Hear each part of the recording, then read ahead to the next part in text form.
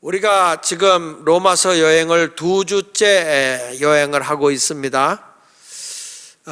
이 로마서는 우리 신앙의 가장 근본이 되고 우리 인생의 변화를 가져다주는 아주 엄청난 사건이 있는 책이라고 그랬습니다. 하나님이 우리에게 준 복음 성경 중에 성경 전체가 반지라고 한다면 그 반지 가운데 그 다이아 보석이 들어있다면 그 반지의 보석이 로마서다.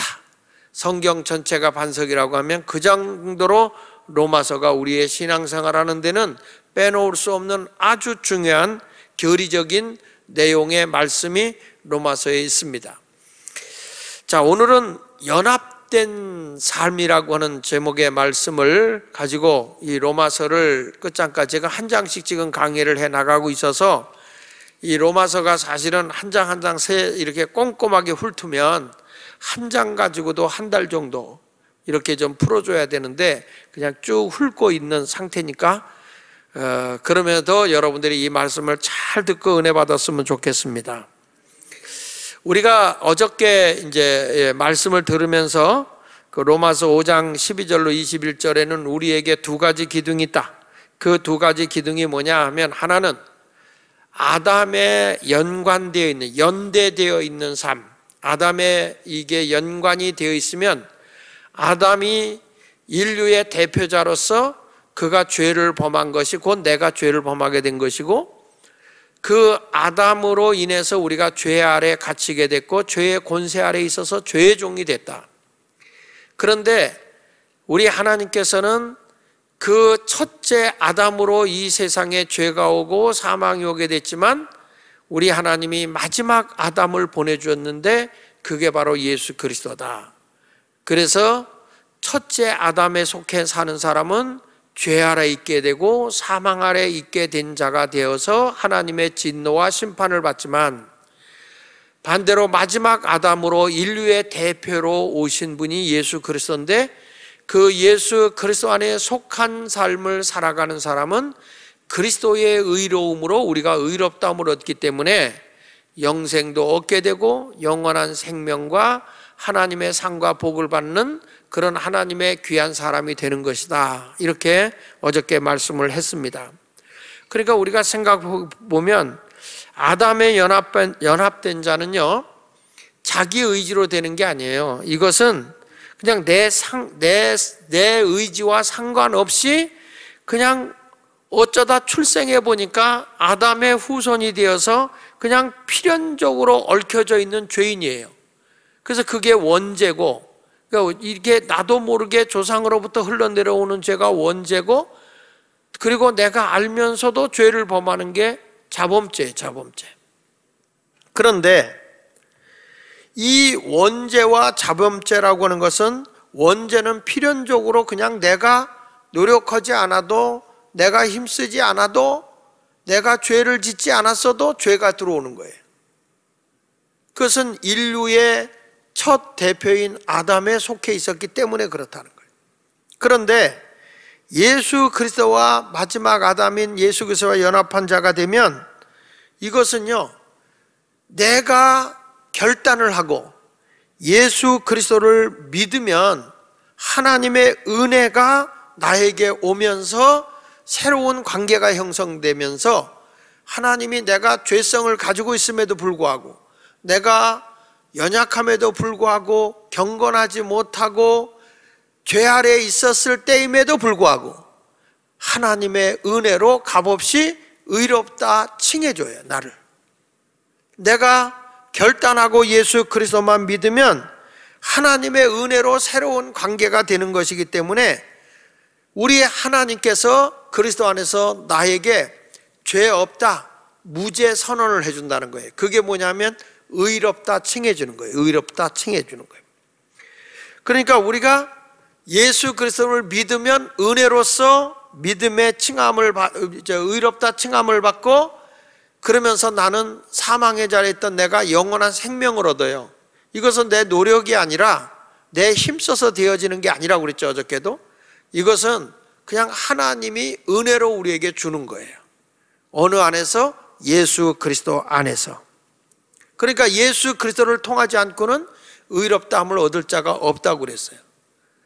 의인은 하나도 없어요.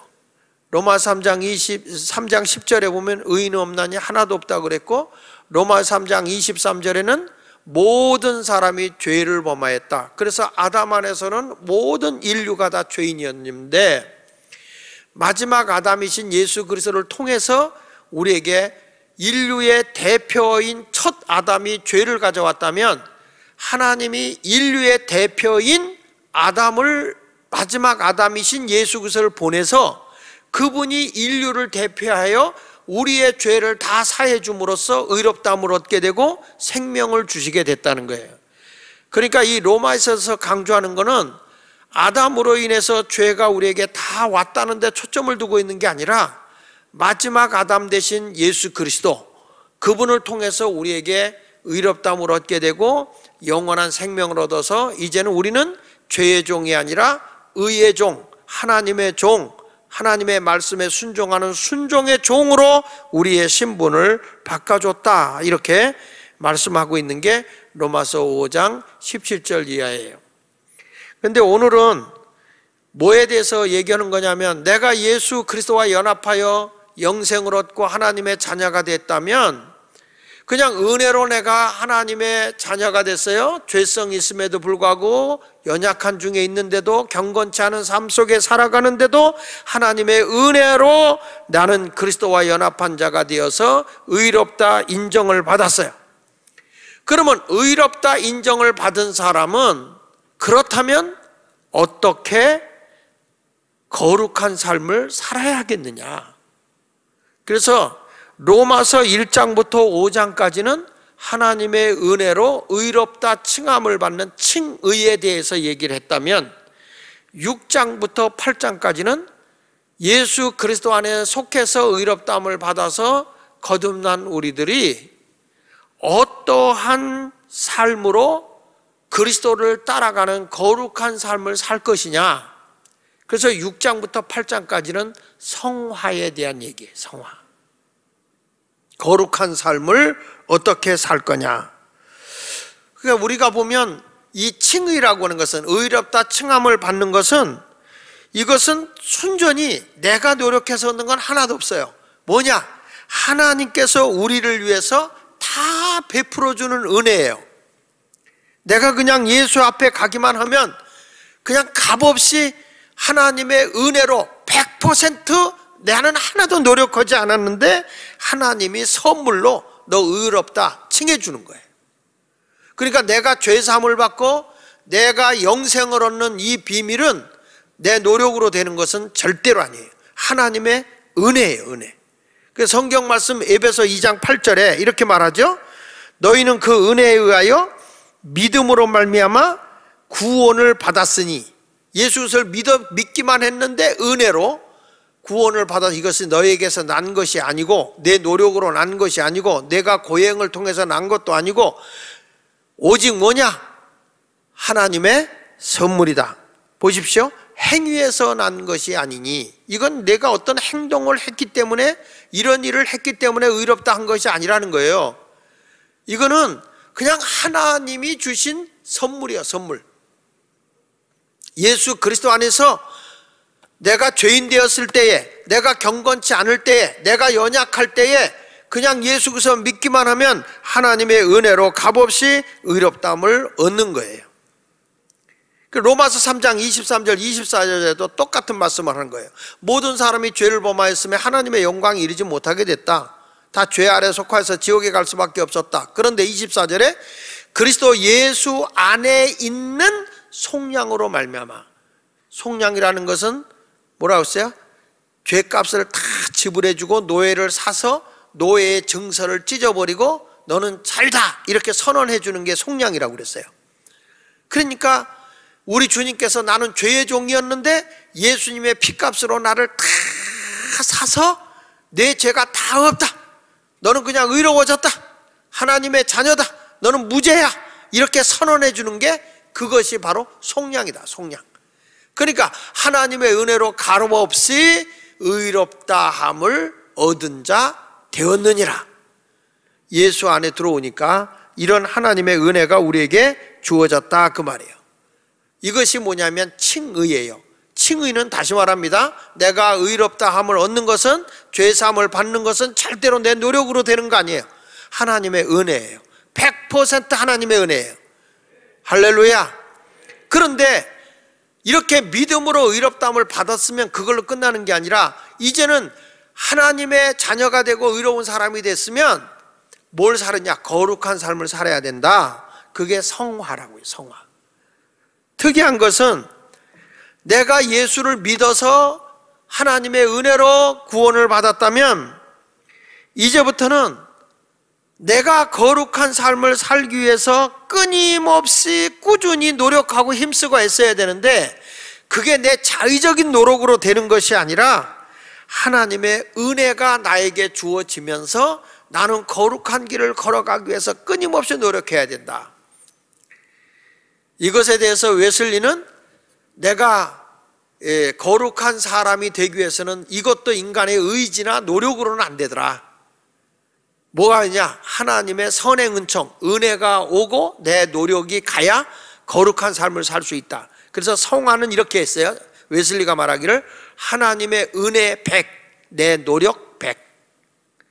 하나님의 은혜가 100% 내게 오면 내 노력도 100%를 해야 거룩한 삶을 살 수 있다 그 말이에요. 영혼이 죄사함 받고 구원받는 거는 이건 내 노력이 아니에요. 이건 하나님의 주권적 은혜예요. 그러나 성화를, 거룩한 삶을 살아가는 거는 많이 알아져서 거룩한 삶을 살아가는 게 아니라 하나님이 거룩한 삶을 살 수 있도록 은혜를 100을 준다면 나도 거룩한 삶을 그대로 살아보겠노라고 노력하고 힘쓰는 것이 100이다 이 말이에요. 이게 성화라는 거예요. 이거를 웨슬리는 신학적 용어로 뭐라고 얘기했냐면 광활적 선행 은총이다. 구원받는 것도 내가 그냥 뭐 장로교처럼 무조건적인 하나님의 선택이 아니라 하나님이 먼저 선행 은총, 먼저 은혜를 줘서 내가 나 예수 믿어요라고 결단하고 고백할 수 있도록 하는 것, 이게 선행 은총이에요. 그런데 이 성화라고 하는 것은 하나님의 은혜가 100이 오면 나도 100을 노력해서 주님의 원하시는 거룩한 삶을 살아가는 것, 이것이 바로 성화다. 그래서 믿음으로 의롭다 인정을 받은 사람은, 칭의를 받은 사람은, 의롭다 칭함을 받은 사람은 성결한 삶을 살아갈 수밖에 없는 거예요. 예수 믿고 그냥 내가 이제 구원받았으니까 됐지, 이게 아니라는 거예요. 그래서 오늘 일러주는 게 그런 얘기예요. 첫째로 뭐냐면 예수 그리스도와 연합한 삶을 살아가는 삶의 본질이 뭐냐. 내가 예수 믿고 구원을 받았어, 의롭다함을 얻었어요, 구원받았어요. 그러면 내 삶은 어떻게 살아야 되느냐? 이거는 이런 얘기죠. 자, 오늘 1절에 보니까 문제를 제기하는 겁니다. 그런즉 우리가 무슨 말 하리요? 은혜를 더하게 하려고 죄에 거하겠느냐? 내가 예수를 믿고 은혜로 구원받았어, 내가 죄인 될 때, 내가 아직 죄성을 가지고 있을 때, 내가 연약할 때, 경건하여 있을 때 그냥 예수를 믿었더니 하나님이 값없이 내 죄의 사함을 봐줬다, 다 해줬다. 그러니까 그럼 뭐 또 죄 줘도 나는 뭐 죄 없이 함을 받겠네. 요게 이제 구원파거든요. 구원파. 구원파는 한 번 내가 용서를 받으면, 용서받았으면 죄 줘도 죄가 없다, 이렇게 가르치거든요. 극단적인 거죠. 근데 여러분, 우리는 그런 게 아니에요. 예수 믿고 구원받아 의로운 사람은요, 죄를 지을 수 있느냐 이 말이야. 여기서 지금 얘기하는 거예요. 자, 6장 1절 보세요. 그런즉 우리가 무슨 말 하리요?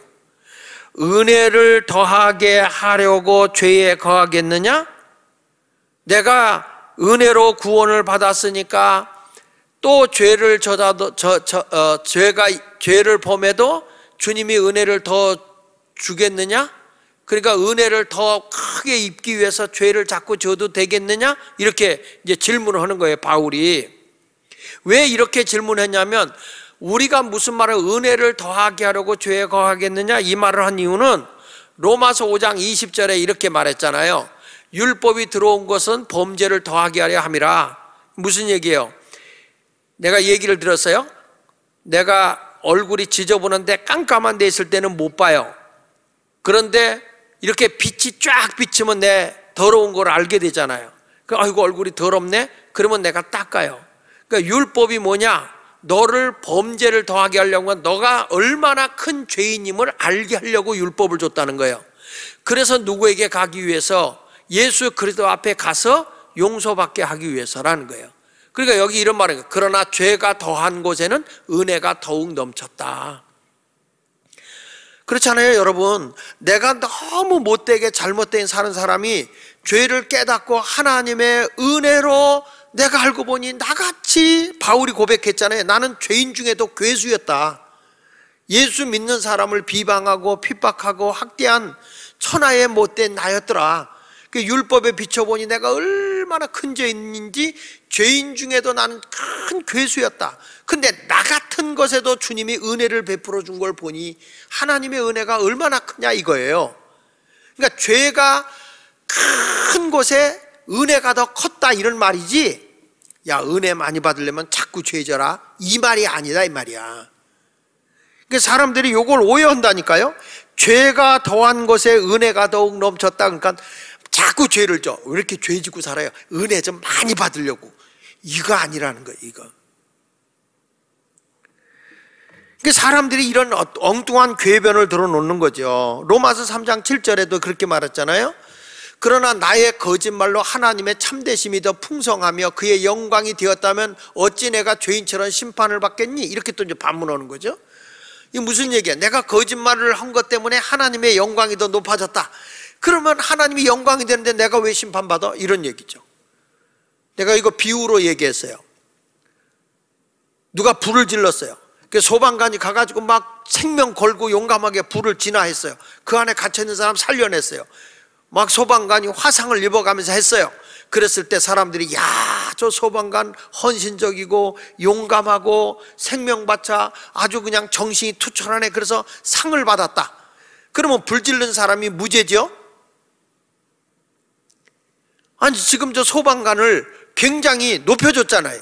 내가 불질러서 저 사람이 용맹한 소방관이요, 희생을 각오하고도 사람의 생명을 살려낸 사람이요, 얼마나 위대하게 돋보여. 그러면 불질른 사람이 죄가 없는 건가요? 그게 아니라 이 말이야. 거짓말로 하나님의 영광이 드러났다고 해서 내가 죄인이 심판 안 받느냐? 그게 아니라는 거예요. 그건 뭐냐 하면 이런 거예요. 하나님께서는 자꾸 우리에게 율법을 주고 뭐 하는 거는, 내가 얘기했잖아요. 진단하는 거라고. 병원에 병원 기계가 있어요. 엑스레이기라든지 CT기라든지 MRI 이런 걸 촬영하는 것은 병을 찾아내서 아, 이 사람이 이런 병이 있구나. 그리고 의사가 처방하기 위해서 그걸 찾아내는 거라고. 율법이라는 것과 하나님의 말씀으로 우리가 죄인됨을 알게 하는 것은, 투명하게 알게 하는 것은 하나님이 그리스도 안에서 우리의 죄를 사해 주기 위해서 처방전을 내리기 위해서 진단하는 거다 그 말이야. 내가 이렇게 사망에 이르는 병, 죄를 가지고 있다. 그걸 알게 해서 이제 주님의 품 안으로 돌아오게 하기 위한 그런 것이지, 네가 거짓말해도 죄가 없다 이런 뜻은 아니다 그 말이에요. 계속 읽어보겠습니다. 7절에 나의 거짓말로 하나님의 참되심이 풍성하여 그 영광이 되었다면 어찌 내가 죄인처럼 심판을 받으리요? 또는 그러면 선을 이루기 위하여 악을 행하자 하지 않겠느냐? 어떤 이들이 이렇게 비방하여 우리가 이런 말을 한다고 하니 그들은 정죄받는 것이 마땅하다. 그러니까 사람들이 무슨 얘기하냐면, 내가 이 다음에 선행이 돋보이기 위해서 악을 행하자 이런 말로 해서 아주 엉뚱한 말을 하는 사람도 있다는 거죠. 그러니까 바울이 지금 그런 얘기하는 거예요. 로마서 5장에서 죄가 더한 것에 은혜가 더욱 넘쳤다. 그래서 내가 은혜를 많이 입어서 이제는 죄사함을 받고 의로운 자가 되었으니 하나님의 다 큰 은혜를 받기 위해서 우리가 죄를 지어도 되겠느냐. 1절 다시 보세요. 은혜를 더하게 하려고, 로마서 6장 1절 하반에 그런즉 우리가 무슨 말에 은혜를 더하게 하려고 죄에 거하겠느냐? 이렇게 물어본 거예요. 그랬더니 딱 바울이 그런 말 한다고요. 2절 앞부분에 보면 그럴 수 없다. 죄에 대하여 죽은 우리가 어찌 또 그 죄 가운데 살 수 있다는 거냐? 내가 하나님의 은혜로 의롭다 칭함을 받았으면 이제는 의롭다함을 받으면 거룩한 삶을 살아가야지. 아이 뭐 계속 주님이 용서해주고 잘못한 것도 다 용서해줄 테니 또 짓지 또 죄 짓지, 이렇게 살 수는 없다는 거예요. 우리는 거룩의 삶을 살아가야 돼요. 죄를 이기는 자로 살아가야 되는 겁니다. 죄를 짓는 자가 아니고 의롭다 칭함을 받았으면 당연히 거룩의 삶을 살아야 된다는 거예요. 근데 사람들이라는 게 희한하게 회귀 본능이 있더라고요. 여러분, 이런 그전에 그런 영화 본 적, 뿔이라는 영화 봤잖아요. 흑인들을 노예로 이렇게 살아가고 있는데 그 영화 가운데 그 아주 얼핏 제가 생각나는 게, 그 흑인을 노예로 데리고 왔는데 그 백인이, 그 흑인이 마음에 안 든 거예요. 그래서 펄펄 끓는 기름가마에다 집어넣어서 죽여요. 그걸 그 아들이 보잖아요.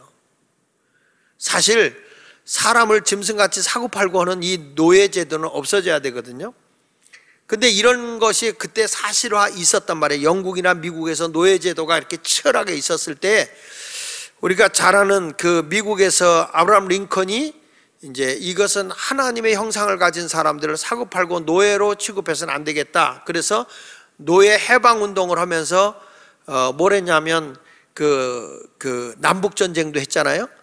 그 전쟁에서 승리해가지고 1863년도 1월 1일 날 이제 이 노예들에게 자유를 줬습니다. 이제 사람은 모두가 노예제도가 없다, 노예가 될 필요가 없다고 노예제도를 폐지한 거예요. 얼마나 기뻤을까요? 흑인들이 얼마나 행복했겠어요. 근데 여러분, 얼마가 지난 후에 놀라운 일이 일어나기 시작하는 거예요. 그게 뭐냐면, 노예로 늘 살던 사람이 주인이 일 시키는 거나 했고, 그리고 주인이 잠자리 제공한 데서 잠잤고, 주인이 먹으라는 거 먹고, 그렇게 살았어요. 이 사람은 자기가 가지고 있는 땅도 없고 누가 밥도 주지 않고 어떻게 살아야 될지 몰라. 그동안에 노예로 살면서 주인이 허락하는 대로 타고 주인이 주는 대로 먹고 주인이 잘하는 대로 자고 살았던 사람인데, 이제 스스로 자기가 살아가려고 하니까 너무 힘든 거예요. 그러니까 이 노예들이 살다가 힘들어서 누굴 찾아가냐면 주인을 찾아가요. 자기를 부르던 주인을 찾아가서 날 다시 노예로 써달라. 아니, 이 노예에서 자유를 얻었으면 해방받고 좋아야 되는데 이 사람들이 다시 노예로 돌아가는 거예요. 그래서 그 자기들이 살기 어려워지니까 노예 해방 운동을 반대했던 사람들, 다시 말하면 아브라함 링컨에 대해서 왜 우리가 이렇게 노예로 잘 살고 있는데, 또 우리가 노예를 부리고 잘 혜택을 주고 있는데 왜 그걸 못하게 하느냐고 반감을 가졌던 사람에 의해서 아브라함 링컨이 총 맞아 죽는다고요.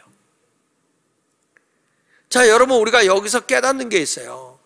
우리가 진리 안에서 자유를 얻었어요. 예수 믿고 의롭다 칭함을 받았어요.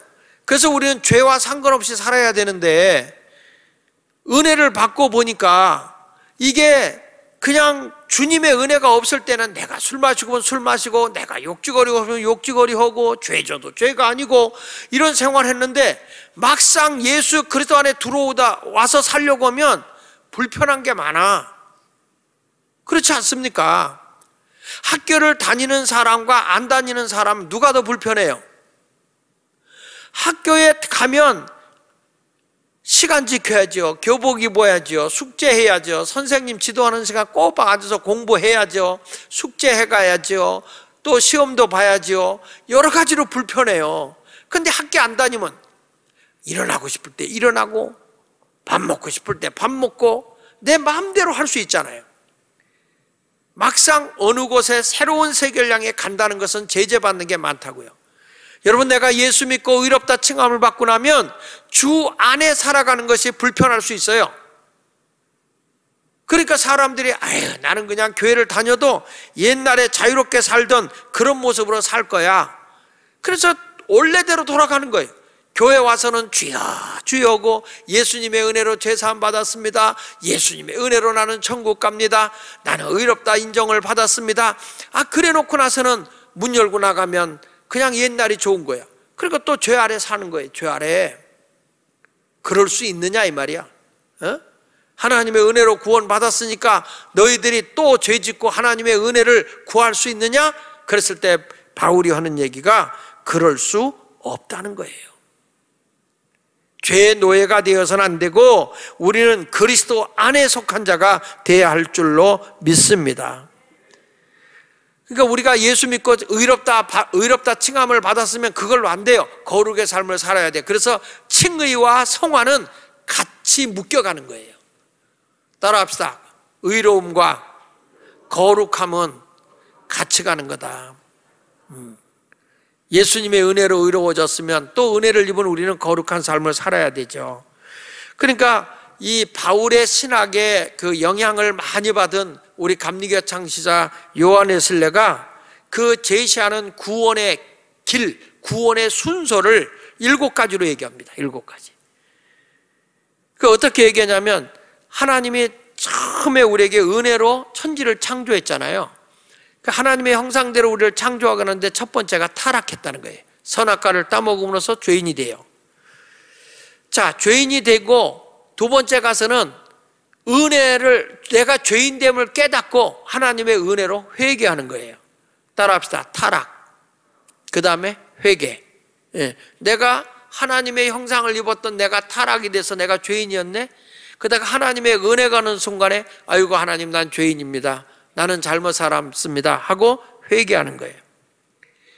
그러면 세 번째는 뭐냐면 믿음으로 의롭다함을 얻어요. 믿음으로, 예수 그리스도를 믿음으로써 의롭다함을 얻어요. 이게 의인화, justification이라고 얘기하는데 의롭다 된 거예요. 칭의. 그러면 네 번째 가서 뭐냐? 이제 그 순간에 내가 의롭다 칭함을 받는 순간에 동시에 일어나는 게 뭐냐면 거듭남이에요. 중생.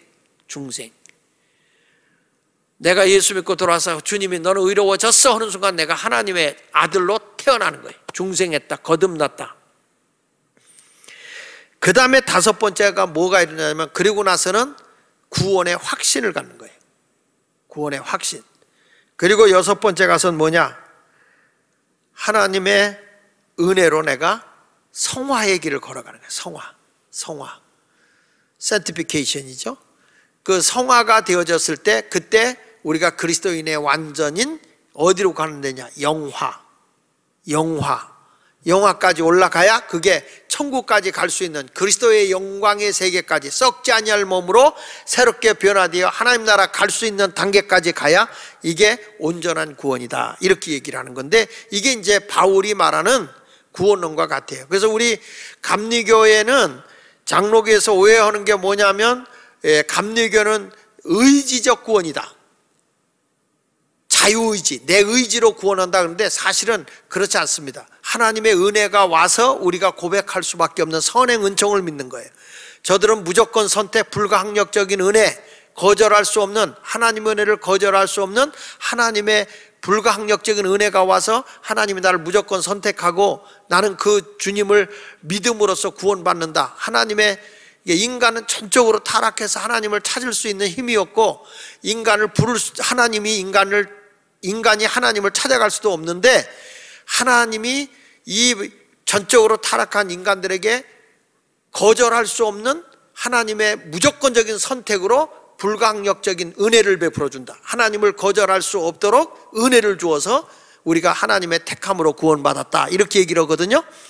근데 우리 감리교는 똑같아요. 인간은 다 전적으로 타락이 됐다. 하나님을 찾을 수가 없다. 그 전적으로 타락한 우리를 하나님이 은혜를 주어서 주님을 찾게 하는 거다. 그래서 예수를 믿는다. 이게 선행은총이에요. 선행은총. 이게 똑같은 얘기인데 조금 말장난한 거예요. 그래도 좀 있어 보이지 않아? 선행은총이? 그러니까 이게 구원론을 쭉 보면 정말 여러분 이 예수 믿는 거 훌륭하게 잘 믿는 거 감리교가 진짜 좋은 거예요.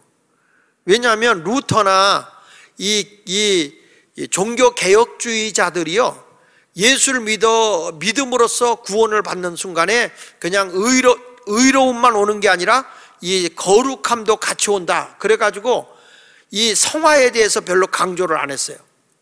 그러다 보니까 이 기독교인들이 굉장히 성숙되질 못하는 거예요. 근데 웨슬리는 무슨 소리냐? 은혜로 구원받았으면 하나님의 은혜 100과 내 노력 100이 들어가서 거룩한 길을 걸어가야 되는 거다. 성화는 훈련이다. 한번 따라합시다. 의로움은 은혜요, 성화는 훈련이다. 끊임없는 훈련을 통해서 성화 훈련을 해야 이게 진정한 그리스도인이 되는 것이다. 이렇게 이야기를 하는 거예요. 그러니까 여러분, 우리가 이제 의롭다 칭함을 받았으면 반드시 훈련을 통해서 성화의 길을 걸어가야 됩니다. 그래서 우리가 기도 훈련도 받아야 되고, 말씀을 통해서 말씀 보는 그런 성경을 읽어가면서 주님을 만나는 것도 우리가 경험해야 되고, 또 우리 자신들이 어떻게 이 공동체 속에서 거룩한 삶을 살아가느냐, 이런 것들이 부딪히면서 우리가 계속 끊임없이 거룩의 길을 걸어가야 되거든요. 근데 우리가 그런 것을 안 하니까 신앙이 성숙하지 않는 거죠. 이 캐톨릭 같은 경우는 이 칭의, 의롭다, 내가 하나님의 은혜로 의롭다함을 받는다고 하는 데다가 저들은 믿음 플러스 행위가 붙어줘야 의로움을 받는다, 이렇게 주장을 해요. 그러니까 캐톨릭은 굉장히 뭐가 강하냐면 행함을 굉장히 강조한다고. 근데 사실은 믿음으로 의로워지는 것은 은혜로 되는 거지 행함으로 되는 건 아니에요. 다만 행함은 뭘로 가는 거냐? 성화예요, 성화. 그래서 참된 믿음은 따라합시다. 칭의와 성화다. 다시, 칭의와 성화다. 다시요. 참된 믿음이 뭐라고요? 칭의와 성화, 이 둘로 되는 거예요. 그런데 캐톨릭은 내가 뭐냐면 칭의는 믿음과 행함이다. 근데 이게 사실은 어찌 보면 성도들이 더 선한 일을 하는 데는 의욕이 있어요. 불교도 왜 선한 일을 많이 하느냐면 내가 선행을 베풀어야 극락 간다, 이런 것 때문에 그러거든요. 근데 우리 기독교는 아니다. 우리는 은혜로 구원받아 천국 가는 건 하나님의 선물이고, 내가 하나님의 상과 복을 받는 것은 뭘로 가는 거냐? 성화로 받는 거다. 성화.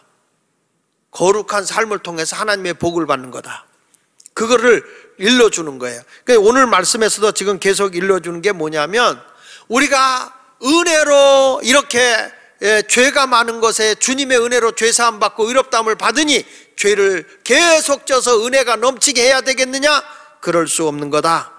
로마서 6장 2절 답을 하는 거예요. 같이 읽어봅니다. 시작. 그럴 수 없느니라. 죄에 대하여 죽은 우리가 어찌 그 가운데 살리요? 이런 거예요. 근데 여기서 그럴 수 없느니라 라는 말을 헬라어로 뭐라고 말하냐면 메케노이토, 이렇게 말해요. 메케노이토라는 말은 아주 강한 부정이에요. 강한 부정. 자, 내가 은혜로 구원받았으니 또 죄져도 되겠냐? 이렇게 물어보니까 천부당 만부당한 말이다. 무슨 소리냐? 절대 안 된다. 예수 믿는 사람은 은혜로 구원받았으면 우리는 은혜 아래, 주 안에서, 말씀 안에서 순종하고 사는 자가 돼야지, 여기 와서 은혜 받았어요, 눈물 질질질질 흘리고 콧물이 다 빠지도록 기도하고 가서 또 나가서 죄 짓고 계속 반복적인 그런 행동을 하게 된다면 안 된다. 그건 거룩의 삶이 아니다 말을 하고 있는 거예요. 그러면서 여기서 이렇게 말한 거예요. 죄에 대해 죽은 우리가 어찌 그 가운데 더 살리요? 이미 죄에 대해서 난 죽은 자다 하는 거예요. 죄에 대해서는. 여러분 어때요? 죽은 자가 살아서 움직이면 어떻게 돼요? 좀비요, 좀비. 죽은 자가 살아 움직이면. 그러니까 내가 죄에 대해서 죽었는데 또 죄 짓고 살면 내가 뭐냐? 영적 좀비야, 영적 좀비. 우리는 실수로 죄를 범할 수 있어요. 자범죄 범할 수 있어요. 그러나 의도적으로 죄를 범하는 게 아니라, 바울은 나중에 나오지만 내가 순간적으로 죄를 범하잖아. 그럴 때 소스라치게 놀래야 된다는 거예요. 아니 내가 믿는 자가 왜 이런 짓을 하는 거야? 왜 정말 내가 이렇게 소스라치게 놀래고 돌아서야 되는데, 아이 뭐 예수 믿어도 다 그럴 수 있지 뭐, 이런 싸가지 없는 말을 하지 마라 이거지. 이거 아니라는 거죠. 강력하게 부인하라. 여기 보세요. 로마서 6장 3절로 4절에 이렇게 말합니다. 무릇 그리스도 예수 앞하여 세례를 받은 우리는, 내가 예수 믿고 구원 받았잖아요.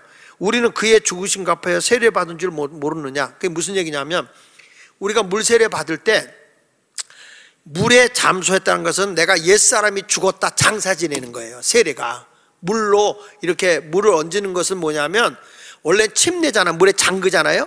그러니까 내가 옛사람이 장사 지냈다 이런 의미예요. 근데 우리 이제 약식으로 물을 성부, 성자, 성령 이렇게 주지만 그건 뭐냐면 조금씩 내려도 나는 옛사람은 죽었습니다 이 표야.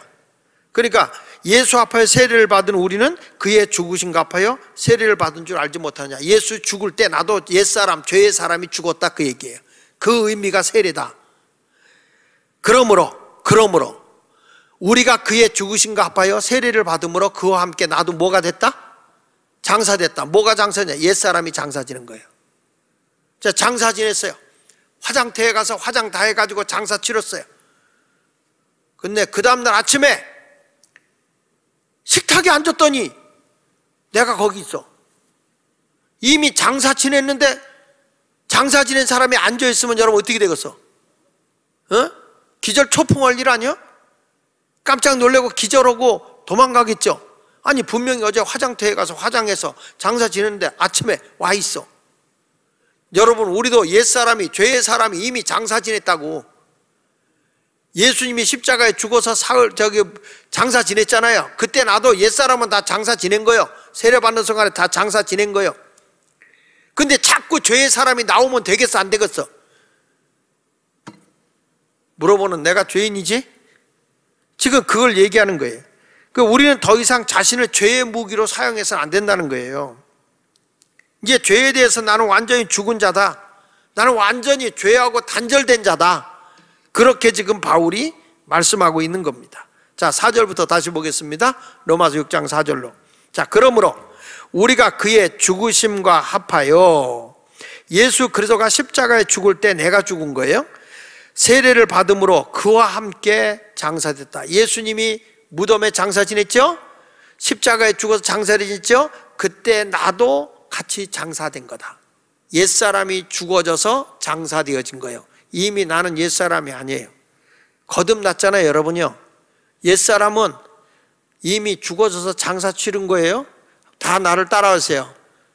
나는 옛사람이 죽어져서 예수 안에서 장사 지냈다. 근데 그런데 이렇게 말해요. 장사되었나 이는 아버지의 영광으로 말미암아 그리스도를 죽은 자 가운데서 살리신 같이. 그러니까 예수님이 장사 지냈는데 사흘 후에 살아났어요. 우리로 또한 새 생명 가운데 행하게 하려 함이라. 만일 우리가 그의 죽으심과 같은 모양으로 연합한 자가 되었으면 나는 옛사람도 같이 죽은 거다 이 말이야. 반대로 그의 부활과 같은 모양으로 연합한 자도 되리라. 그러니까 예수님이 십자가에 죽을 때 나도 옛사람이 죽은 것이고 예수님이 부활할 때 의의 사람으로 새 사람이 다시 산 것이다. 이걸 얘기하잖아요. 그러니까 여기 보세요. 다시 한번 4절에 보면 두 가지 단어를 유심히 봐야 돼요. 죽으심과 장사예요. 세례가 뭐냐? 예수의 죽으심 그리고 장사 지냄, 이거를 의미하는 거예요. 그러니까 내가 세례 받을 때 이미 나도 옛사람은 죽어졌다. 나는 이미 옛사람 완전히 장사 지냈다. 그러다가 예수님이 무덤을 깨고 부활하셨어요. 예수님이 살아나셨어요. 내가 세례 받고 물 밖으로 나왔어요. 살아났어요. 이때는 어떤 사람이 산 거냐? 그리스도와 함께 새 생명, 의의 사람, 거듭난 새 사람. 그 사람으로 내가 다시 태어난 새 생명을 가진 자다. 이렇게 말하는 거예요. 계속 설명합니다. 6절 보세요. 우리가 알거니와 우리의 옛사람이, 예수 믿기 이전의 옛사람이, 죄의 사람이 예수와 함께 십자가에 못 박힌 것은 죄의 몸이 죽어 다시는 우리가 뭐라고 그랬어요?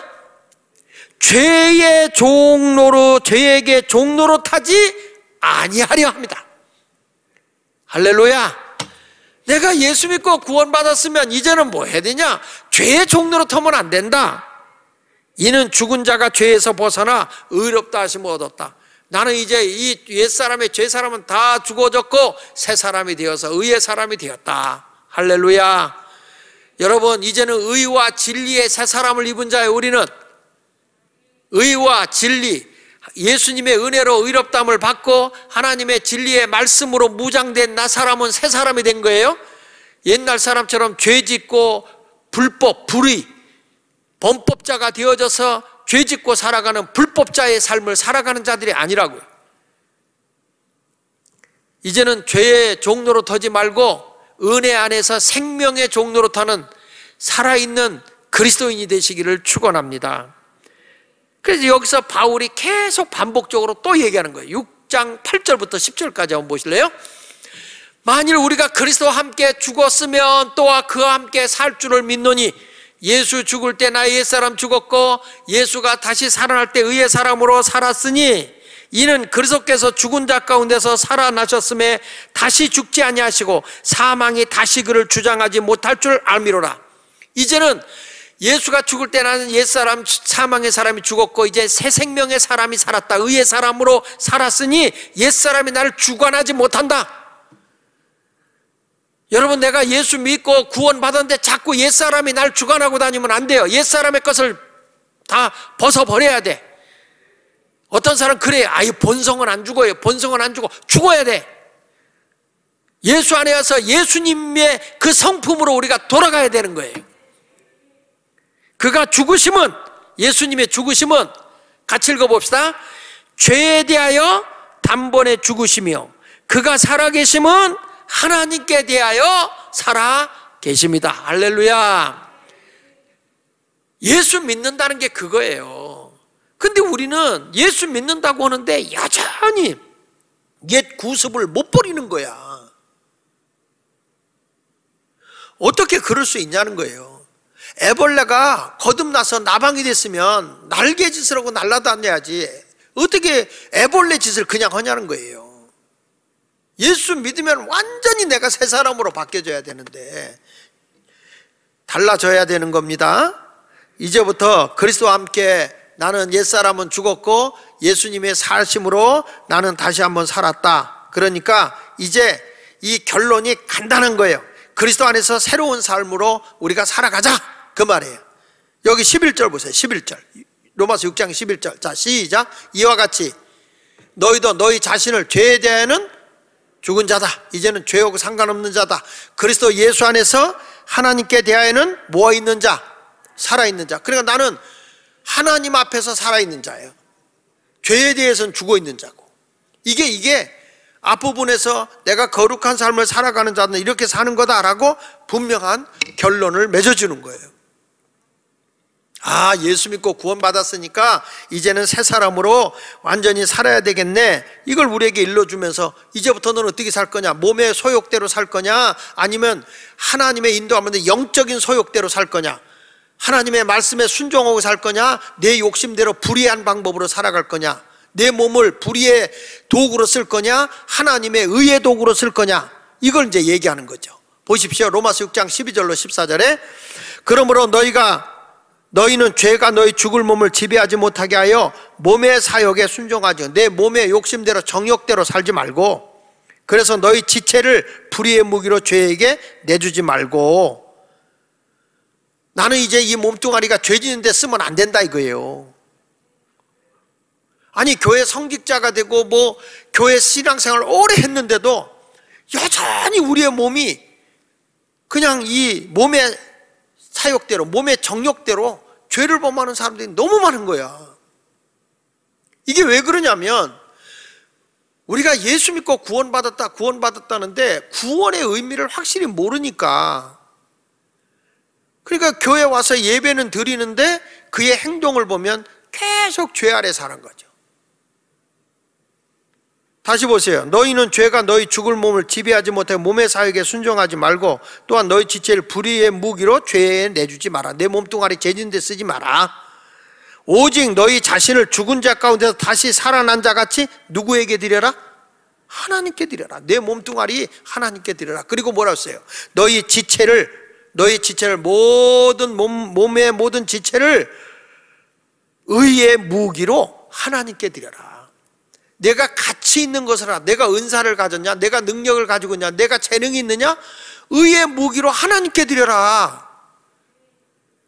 너가 가지고 있는 그 물질 가지고, 재능 가지고, 너의 그 건강 가지고, 너의 멋있게 생긴 미모를 가지고 죄 짓는 데 쓰지 말고 하나님의 영광을 위해서라. 이 말씀을 하는 거예요. 내가 구원받은 자 아니냐? 왜 자꾸 죄 짓는 대로 가느냐? 왜 몸의 욕심대로 가느냐? 그 그리스도인의 모습이 아니지 않느냐?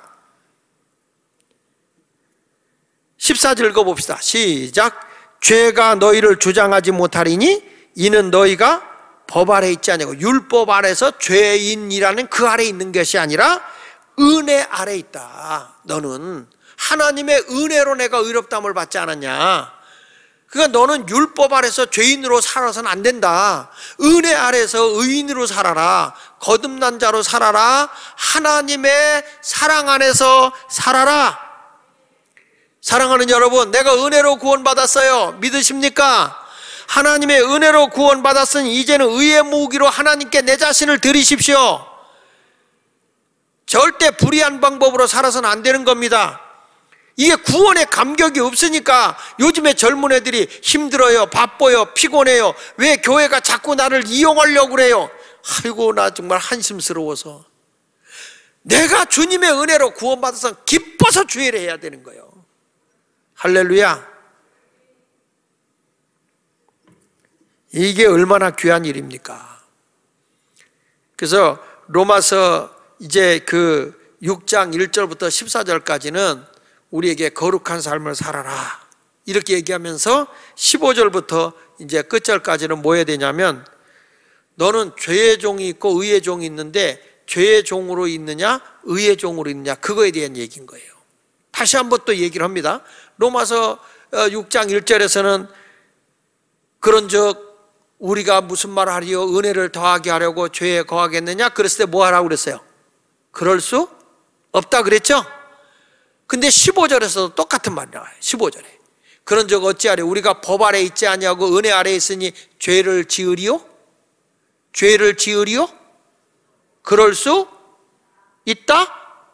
없다. 구원받았으면 죄 안에 머물러 있을 수 없다 그 말이에요. 찬송가도 잘 부르되 죄에서 자유를 얻게 함은 보혈의 능력, 주의 보혈. 우리가 죄에서 자유를 얻는 것이 뭐냐? 예수님의 십자가의 구속의 은혜라는 거죠. 이제 여러분 죄의 종으로 살지 마세요. 하나님 안에서 예수님과 같이 순종의 종으로, 의의 종으로, 하나님의 종으로 살아가는 자가 되시길 바랍니다. 아까도 얘기했지만 6장의 핵심이 뭐냐? 예수를 믿음으로 의로운 자는 죄에서 벗어나 거룩한 삶을 사는 자다. 예수를 믿음으로 의롭게 된 자는 죄에서 벗어나 거룩한 삶을 사는 자다. 그게 로마서 6장에 우리에게 주는 그 성화에 대한 부분을 이야기하고 있는 겁니다. 자, 16절부터 18절 보세요. 너희 자신을 종으로 내주어 누구에게 순종하든지 그 순종함을 받는 자의 종이 되는 줄을 너희가 알지 못하느냐? 내가 어느 부분에 순종하느냐에 따라서 그의 종이 된다. 혹은 죄의 종으로, 죄의 종이라 죄의 권세 아래서 죄에 끌려다니면 뭐가? 사망에 이르고, 혹은 하나님의 그 은혜의 말씀을 줬단 말이야. 예수 그리스도를 믿으면 값없이 의롭다함을 얻어요. 그 말씀에 순종의 종이 되면 의에 이른다. 할렐루야. 다 같이 읽어봅니다. 하나님께 감사하리로다. 너희가 본래는 뭐였어요? 예수를 알기 전에는 죄의 종이더니 너희에게 전하여 준 바 교훈의 본을 마음으로 순종하여 죄로부터 해방되어 의에게 종이 되었느니라. 그러니 내가 이제부터는 예수 믿고 구원받아 의롭다함을 얻었으면 이제 의의 종으로 하나님의 말씀에 순종하는 사람으로 생명 있는 삶을 살아가는 거예요. 계속 로마서에서 6장에서 얘기하는 거예요. 거룩한 길을 살아라, 거룩한 길을 살아라. 이제는 죄를 짓고 살지 마라. 죄의 종이 될 수 없느니라. 은혜가 더하려고 죄 질 수 있느냐? 그럴 수 없다. 늘 우리는 거룩한 길을 걸어가야 된다. 전 그래서 예수 믿고 내가 의롭다함을 받았다, 회심을 했다. 그게 뭐냐? 그러면 인생의 주인이 바뀐 거다. 그동안엔 내가 주인이고 죄의 종이었다면 이제는 그리스도가 나의 주인 아닙니까? 내 인생이 바뀌는 거예요. 하나님이 나의 주인이 되는 거예요. 이제 죄의 종으로 살지 말고 의의 종으로 살아가는 자가 될 수 있기를 바랍니다. 이런 사람은 불법의 삶을 살지 않는다고. 로마서 6장 19절에 말씀합니다. 너희 육신이 연약함으로 내가 사람의 예대로 말하노니 전에 너희가 너희 지체를 부정과 불법에 내어주어 불법에 이른 것 같이. 그게 무슨 얘기죠? 회심 전에는, 예수 믿기 전에는 내 지체를 부정되게 써먹었다 이게. 깨끗한 삶을 살지 못하고 부정되고 불법, 하나님의 말씀을 어기면서 살아요. 하나님의 말씀과 상관없이 살아가는 그런 사람이었다는 거예요. 그런데 예수를 믿고 난 이후에는 이제는 19절 말하잖아요. 이제는 너희 지체를 의에게 종으로 내주어 거룩함에 이르라. 이제는 내가 의의 종이 되니까, 예수 믿고 구원받아 의의 종이 되니까 어디로 가느냐? 거룩의 길로 가는 거다. 이게 믿는 거예요. 이게 믿는 거예요. 이게 예수 믿는 거라고. 나 예수 믿어요. 나 예수 믿어요. 그게 아니라고. 내가 예수 믿어서 5장까지는 믿음으로 의롭다 칭함을 받았지만, 칭함을 받은 사람은 거룩한 삶을 살아야 된다. 절대 죄의 종으로 살지 마라. 죄를 이겨라. 은혜가 넘치려고 죄를 더 질 수 있느냐? 그럴 수 없는 거다. 의의 종으로서 하나님 말씀에 순종하고 살아가야 된다고 계속 강조하는 거예요. 그러니까 우리가 종으로 있을 때는 뭐의 자유로운 자냐? 의의 자유로운 자예요. 의의. 종으로 있을 때는. 왜냐? 의로움과 상관이 없으니까. 내가 의의 종이 되면 뭐의 자유로운 거예요? 죄에서 자유로운 거예요. 여러분, 이렇게 쉽게 생각합시다. 저는요, 피아노에 자유로워요. 왜요? 피아노에 난 매이질 않아요. 아예 못 치니까. 근데 내가 피아노를 치고 배우기를 시작하면 나는 그때 피아노의 종이 돼요. 피아노의 종이 되는데 나중엔 악보를 잘 치게 되면 뭐가 돼요? 피아노 안에서 음악의 자유함을 누려요. 말귀를 알아듣나 모르겠어. 내가 피아노를 안 칠 때는 피아노하고 상관없으니까 얽매이질 않아요. 그러니까 피아노를 악보를 주고 쳐봐라 그러면 나는 그때부터는 그냥 아무것도 아니잖아요. 근데 내가 피아노를 배워요. 피아노에 묶여있는 것 같아요. 근데 나중에 피아노를 다 배우고 나면 어떤 일이 벌어요? 그 안에 모든 연주를 다 할 수 있어. 그러니까 노래를 갖다 주면 난 자유스러워. 음악에는. 지금은 그 안에 가면 안 돼. 내가 죄의 종으로 있을 때는 의욕은 상관없이 살았다는 거예요. 그러니까 죄의 종으로 산 거죠. 근데 의의 종이 돼서 하나님의 우리 주님과의 관계가 잘 맺고 살면 그 안에서 자유를 누리는 거예요. 그 안에서 뭐하고는 상관없이, 죄하고는 상관없고 주 안에서. 이제 우리는 거룩한 믿음의 길을 걸어갑시다. 로마서 6장 20절 봅니다. 너희가 죄의 종이 되었을 때는 의에 대하여 자유로웠다. 왜냐? 의하고 상관없이 살았으니까. 거기에 묶일 일이 없었어요. 그냥 죄만 짓고 살았어. 그런데 너희가 그때 무슨 열매를 얻었느냐? 이제는 너희가 그 일을 부끄러워하는 이는 그의 마지막엔 사망이었다. 죄만 짓고 살아가면서 의와 상관없이 살았어. 그랬을 때는 내가 결국에 뭐냐? 죄 짓고 나니까 사망에 이르렀다. 반대로, 그러나 이제는 너희가 죄로부터 해방되고 하나님께 종이 되었다. 그래서 거룩함에 이르는 열매를 맺으며 그 마지막은 뭐라고 그랬어요? 영생, 영원한 생명이다. 의의 사람이 되어 하나님의 사람으로 살아가면 마지막은 영생, 죄의 종으로 살아가게 되면 마지막은 죽음, 심판이에요. 그러니까 힘들고 어려워도 우리는 예수 안에서 진정한 자유를 누리는 성도가 되었으면 좋겠어요. 그래서 성경은 그러잖아요. 복음의 평안의 신을 신으라고 했어요. 복음의 평안의 신. 내가 무장할 때 복음의 평안의 신. 아직도 내가 죄에 묶여있고 세상이 편안한 사람은요, 예수 믿고 복음의 신 신고 가는 게 굉장히 불편하거든. 여러분은 어떻습니까? 믿지 않는 사람하고 만났을 때 내가 예수 믿는 게 자유로워요? 불편해요? 밥 먹으러 갔어요. 안 믿는 사람과 같이 먹어요. 기도하는 게 불편해요? 편하네요? 요즘엔 참 재밌어요. 불신자들하고 같이 밥 먹을 일이 생기는데 하도 많이 만나다 보니까 그분들이 안 먹어요. 제가 기도해야 먹어요. 근데 그분들은 불편할 거예요. 그동안에는 그냥 닥치는 대로 먹었는데 꼭 기도해야 먹는 줄 알아. 우리는요, 주 안에서 자유로운 자야. 주 안에서. 그래서 우리의 길이 생명의 길이고 의의 길이라는 사실을 확실히 믿고 믿음으로 승리하며 살아가는 여러분이 되시길 바랍니다. 그 전에 그 거지와 왕자 아시죠? 거지와 왕자. 그 왕자가 에드워드예요. 에드워드가 왕자인데 늘 세상을 한번 가서 보고 싶은 거예요. 왕궁에서만 사는 것이 불편해. 그래서 어느 날 그게 출생을 했는데 에드워드가 출생한 날 똑같이 바깥에 거지의 아들이 출생을 했는데 그 아들이 톰이에요. 톰. 근데 톰하고 에드워드하고 너무 얼굴이 똑같아. 똑같은 날 출생했는데 똑같은 거예요. 아버지의 매를 맞고 거지 생활하는 그 톰이 어느 날 궁궐 밑에서 이렇게 쪼그리고 앉아 있는데 에드워드가 나 이 궁궐 생활을 벗어나고 싶은 거예요. 그러다가 걔를 만나. 야, 너 궁궐로 들어가라. 네가 왕이 되라고. 왕복을 갈아입고 왕복을 톰에게 입히고 자기는 거지 옷을 입고 바깥에 나갑니다. 톰이 안에 들어가서 사는데 에드워드는 바깥으로 나가요. 나가서 살아가는데 거지의 생활을 하는 거 아닙니까?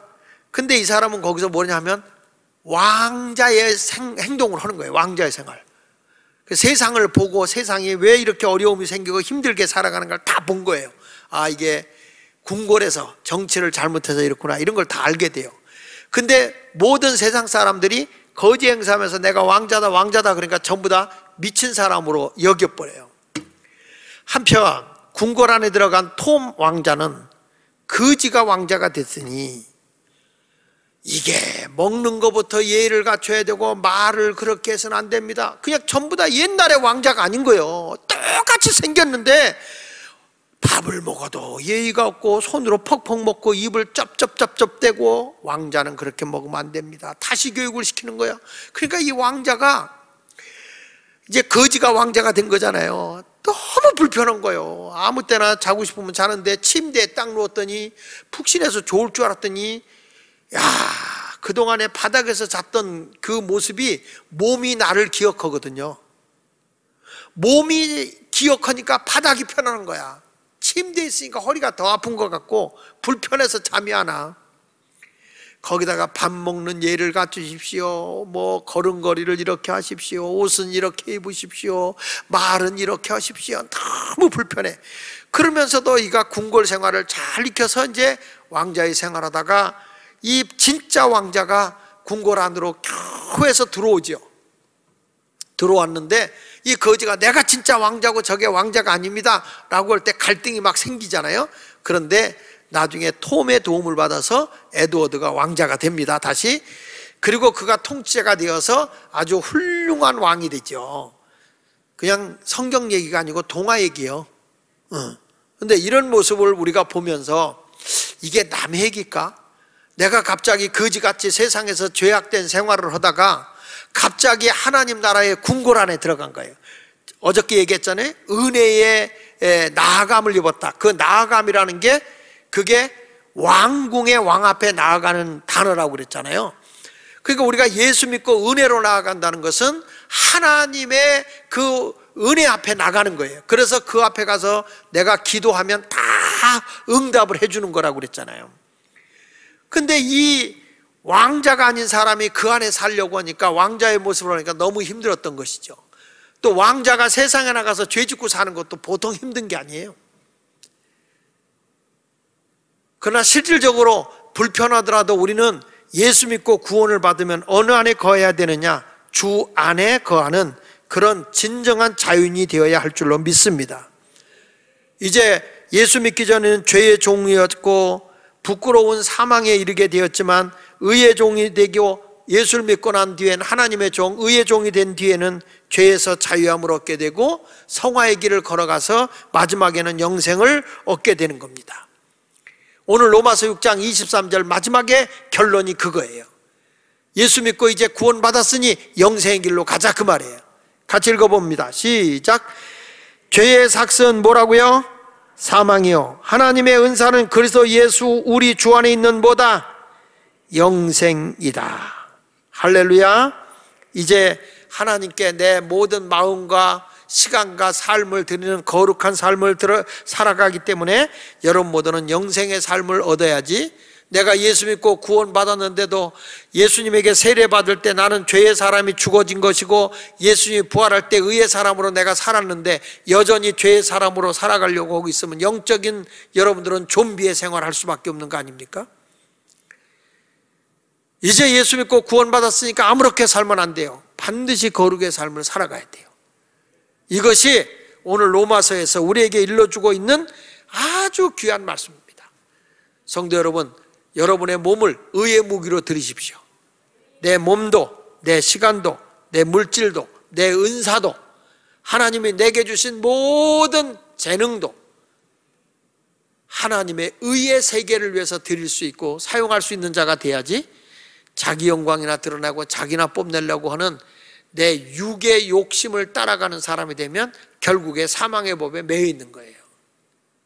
이 자리에 와서 예배드리고 구원받았다고 여러분들이 아무리 떠들어도 내가 아직도 의의 병기로 하나님께 드리지 못하고 있다면 나는 죄의 종으로 살아가는 거예요. 예수님의 은혜로 의롭다함을 받은 성도 여러분, 이제는 거룩의 삶을 살아가는 성화된 그리스도인이 되시기를 예수 이름으로 축원합니다.